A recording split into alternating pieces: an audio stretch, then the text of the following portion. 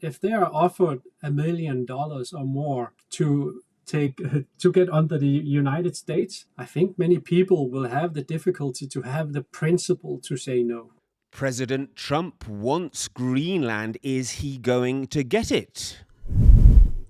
We're here today in the Brussels Signal studio with Mr. Kuno Fencker. He is a member of parliament from Greenland, and he is a member of the pro-independence party Naleraq, which is the second biggest party in the Greenland parliament. Mr. Fencker, good morning once again. Yes, good morning. It seems an incredible question to ask, but you've seen what's happened in Venezuela. President Trump is not averse to using force.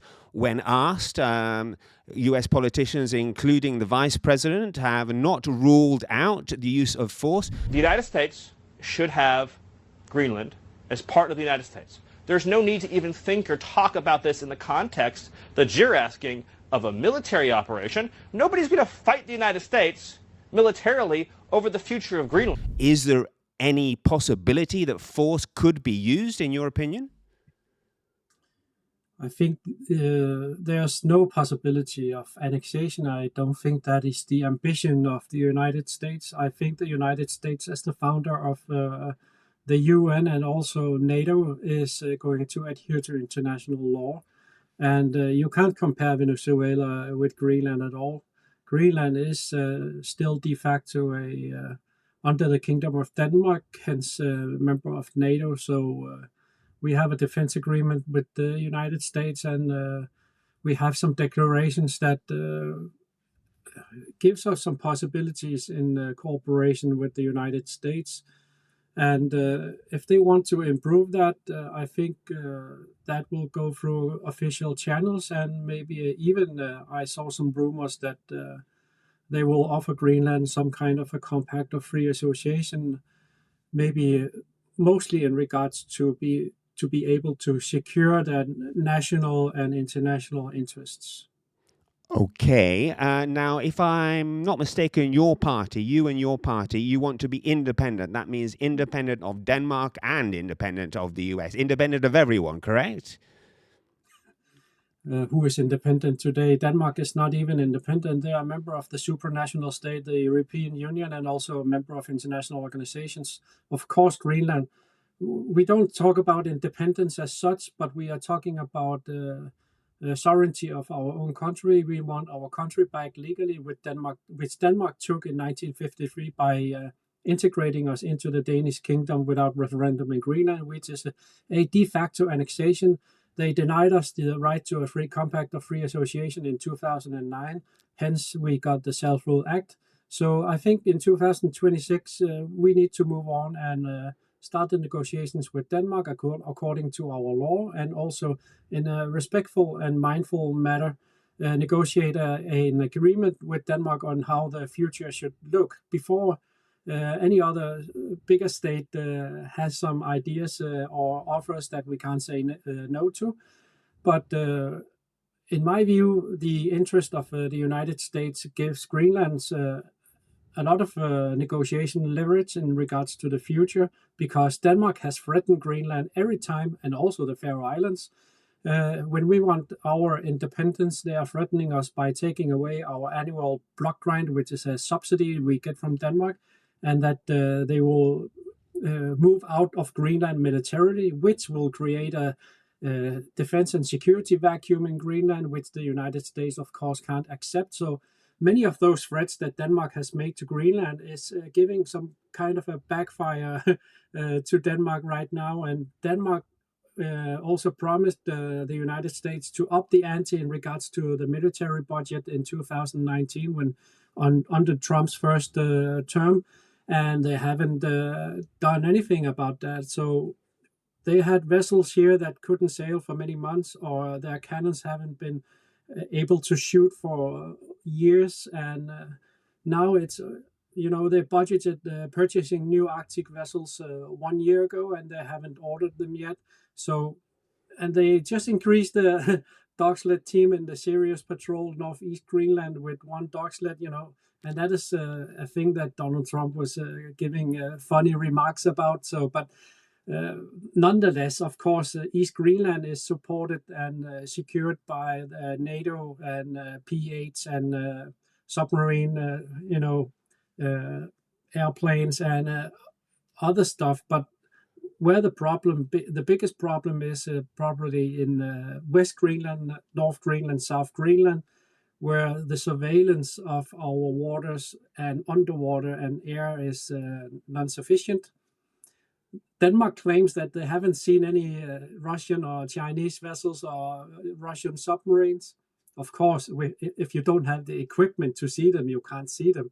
Just like the shadow fleet of oils in Venezuela.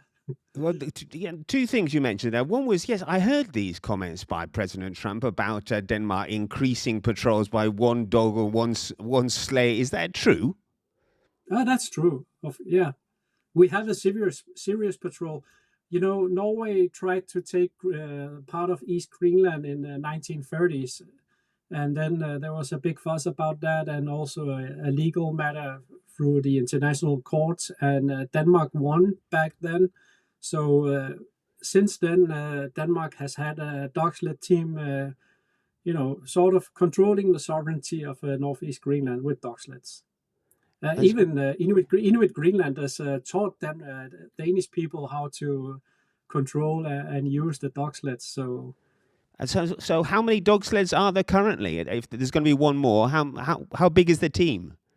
I don't remember, but they are situated in Danneborg and also Mestersvig in East Greenland. I visited Mestersvig once.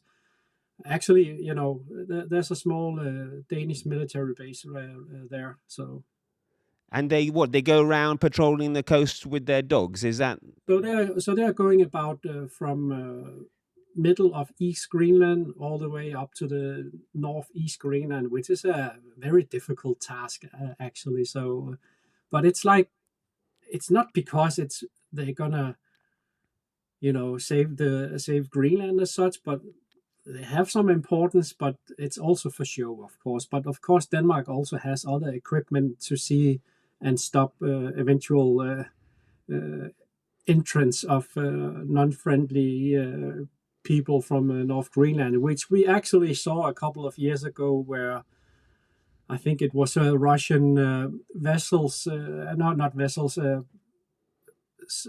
four-wheelers with extremely big wheels coming in from I think it was the Canadian side of into the Greenlandic North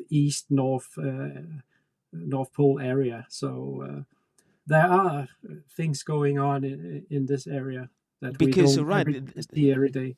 The other thing President Trump said was that both the Russians and the Chinese are all over Greenland. You mentioned that there have been one or two incursions in the past. We need Greenland from a national security situation. It's so strategic.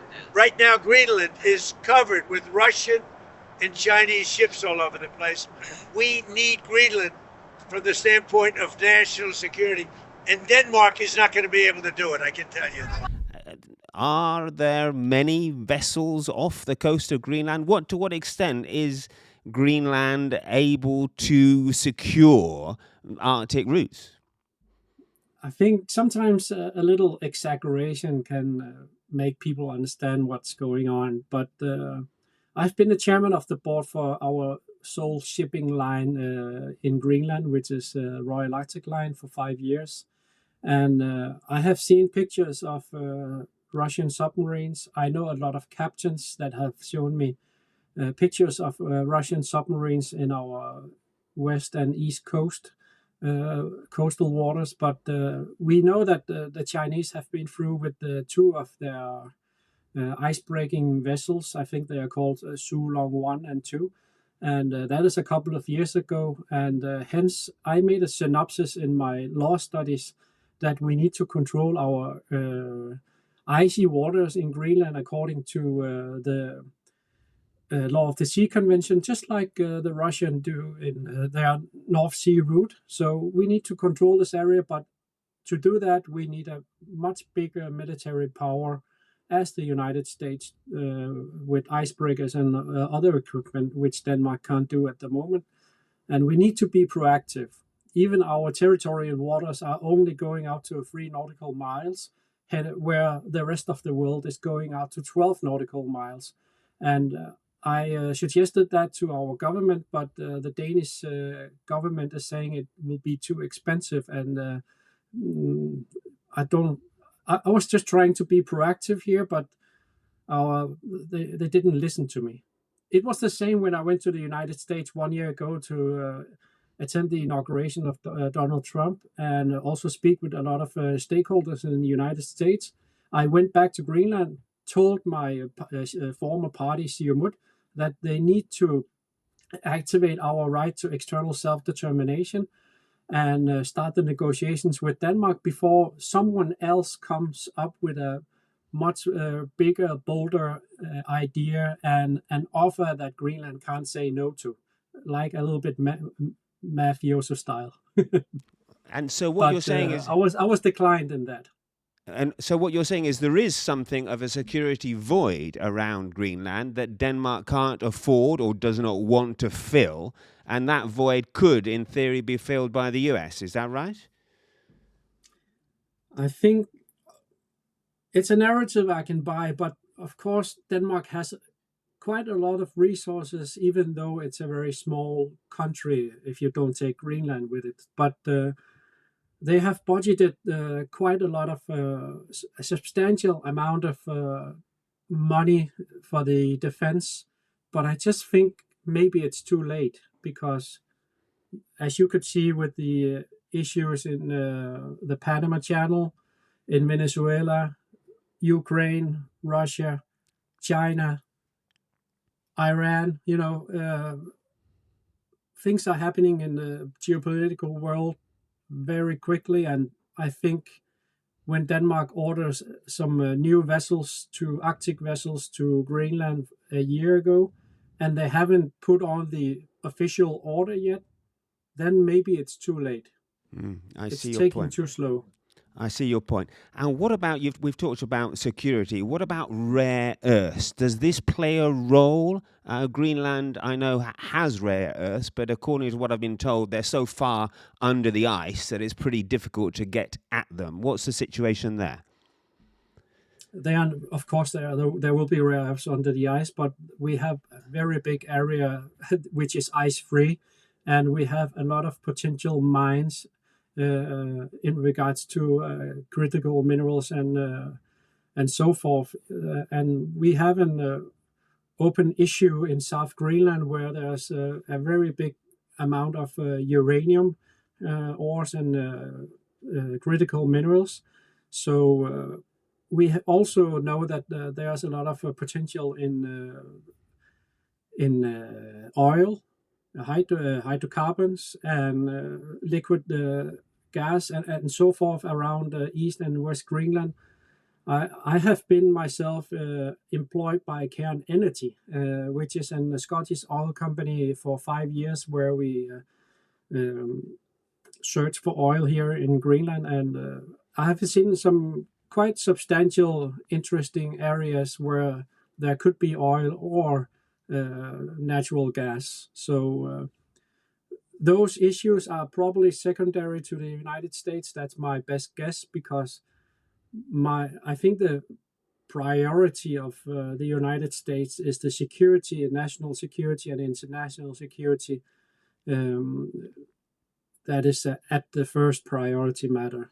And that could also, of course, mean that the resources must be protected. Just like Second World War, there was a cryolite mine in South Greenland, and that mine was substantial in winning the Second World War. Hence, the US could very quickly make around 200 to 300,000 warplanes, because they could melt the aluminum twice as fast as what they could back then with the cryolite we had in Greenland. And that was protected by the United States when the Danish were occupied by the Germans. That's fascinating. And tell me, you've talked to people in Denmark, you've talked to people in the US, and obviously your your neighbors in Greenland. I want to know what the common Greenlander thinks about all this attention. The US wants in. Denmark won't let Greenland go. I mean, what do common people think? Would they? Do some of them actually want to be part of the US?